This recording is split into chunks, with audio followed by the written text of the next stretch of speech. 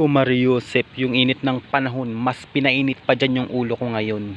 Alam mo yung gutom na gutom ka na, first time mong kumain sa kainan na ganyan nakita mo lang sa daan.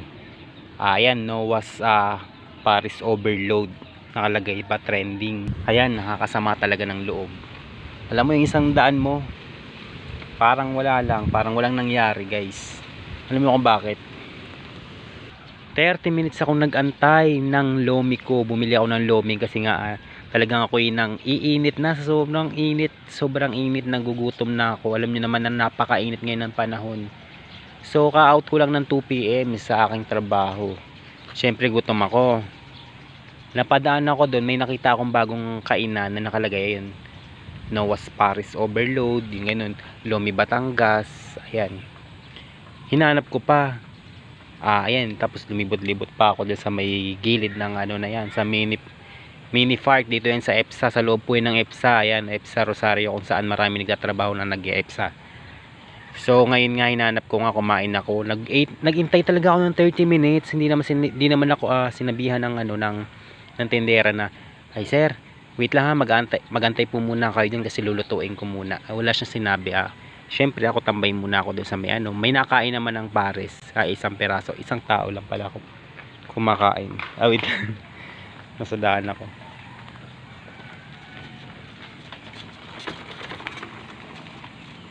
Yun nga, mayroong nga isang taong kumakain ng pares. Yan. After niya umalis, nakaalis na lang yung kumakain. Wala pa rin yung order ko. So, syempre gutom ako. Excited akong kumain. Inantay ko talaga. Then after na ngayon na nakuha ko na nga, binigay na sa akin yung order ko. Binigay na sa akin yung sili, yung kalamansi, yung ayan. At saka yung sibuyas.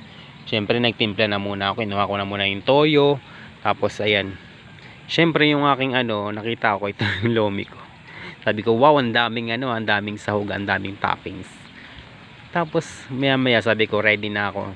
Natimpla ko na yung sausawan ko, yung toyo. Yan. Kakain na talaga ako, kakain ako, susubo na ako. Biglang nakita ko, alam nyo ba anong nakita ko guys? May gumagalaw, alam nyo na yun guys.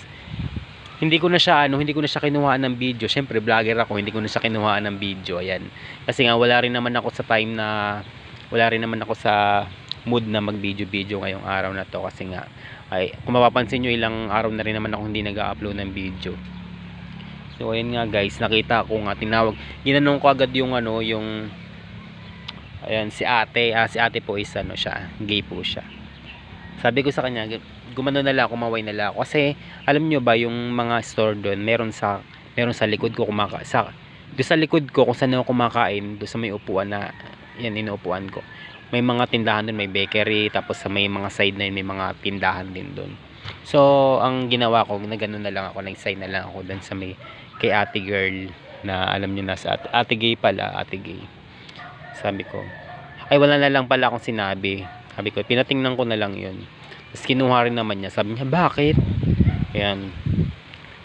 Tapos dinala niya na, pinasok niya na doon sa kanilang yung nga parisan. Lomi po yung in-order ko guys. Tapos yung babaeng kasama niya, dalawa lang kasi sila doon. Yun yung talagang si ate girl, yun yung cashier.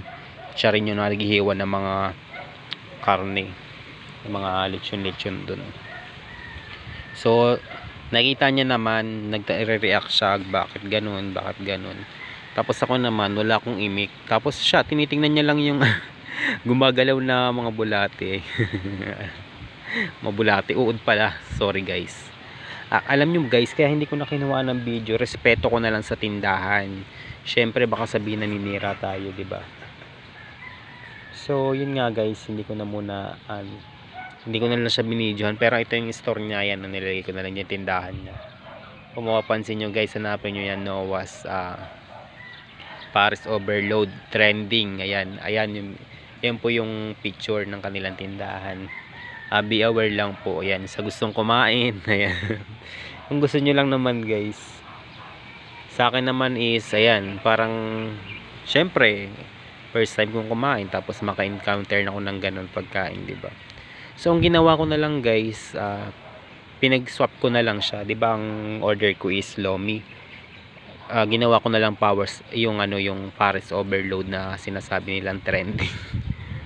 Yun na lang kinain ko. Habang kinakain ko, kita naman nila yung isa kong mata medyo tumitingin din ako dun sa kanila, nakatitig sila sa akin. Tapos habang kinakain ko yung yung yung kanin at saka yung mga lahok ng Paris, talagang sinisilip ko baka meron din pero wala naman sa kinain ko. So ayun nga, be aware lang guys. Alam niyo naman kasi pagdating sa mga ganyang kainan, kailangan malinis ang ating pagkain kasi mahalaga ang tiwala ng ating mga customer. Yan lang po yan. Kasi pag alam nilang ganyan, mayroong problema sa pagkain nyo sa mga nagtitinda, is maraming mawawalan kayo ng customer.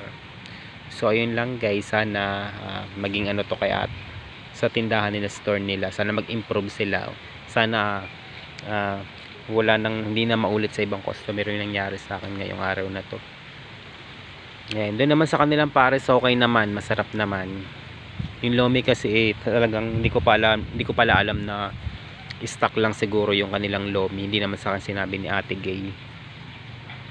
Basta pag order ko kasi pumunta na lang ng kusina si Ate Gay. Ayan, tapos yung pala ininit niya lang palang meron pala sigurong stock doon ng lomi. Ininit niya lang. Ang sinabi niya naman sa akin nung nasabi ko na sa kanya yung problema, sabi niya, sir, okay lang po ba? Magluluto na lang po ako ng bago. Sabi ko, wag na po. Pares na lang po yung sa akin. Kasi trusted naman ako sa gawa ng sa unang kumain is wala naman problema. So ngayon guys, nandito ako sa mga bakanting lote. Kasi mayroon akong dadalhin sa katrabaho ko ngayon. Ito po. Ayan guys, so yun, bye bye na. Ingat kayo palagi. Have a nice day.